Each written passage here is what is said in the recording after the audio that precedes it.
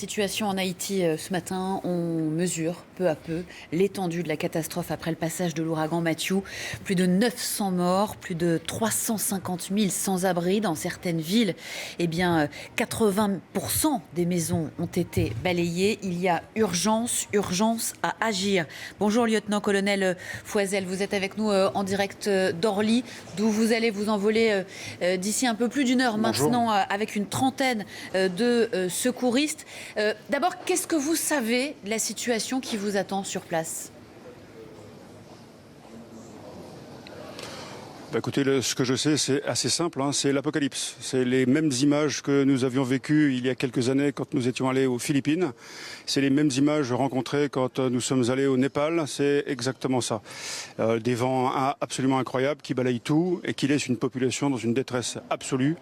Nous allons, dans le cadre de cette situation, apporter de l'eau à une population meurtrie. Oui, voilà, votre première mission, lieutenant-colonel, quand vous serez arrivé dans les prochaines heures en Haïti, ce sera de vous occuper de l'eau potable. Oui, tout à fait. Donc, nous allons nous déployer sur deux phases. La première, donc aujourd'hui, avec 30 sapeurs-sauveteurs des formations militaires de la sécurité civile. Nous devrions arriver sur place à Port-au-Prince aux environs de 12h30 heure locale. À ce moment-là, nous avons 48 heures pour faire un certain nombre de reconnaissances et prendre contact avec les autorités locales comme internationales déployées sur place. J'entends par là une équipe de l'Union européenne déclenchée dans le cadre du mécanisme européen de protection civile. Ensuite, le reste du détachement arrivera dans un second temps, mardi, puisque mardi, heure de France, 4h du matin, décollage Vatry, tout notre matériel avec le fret humanitaire du ministère des Affaires étrangères décollera avec 2 sapeurs-sauveteurs à bord pour nous rejoindre.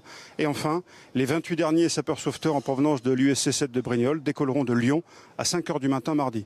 Donc mardi, tout le détachement sera regroupé, personnel et matériel, pour s'installer et travailler.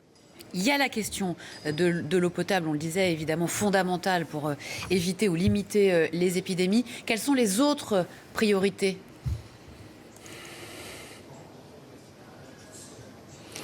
À côté, je n'ai pas toutes les informations, mais comme les images l'ont montré, j'imagine des problèmes sanitaires énormes, des problèmes de communication énormes, aussi bien au niveau des routes, des axes de communication, qu'au niveau des possibilités de communication téléphonique, les liaisons. Donc tout est compliqué.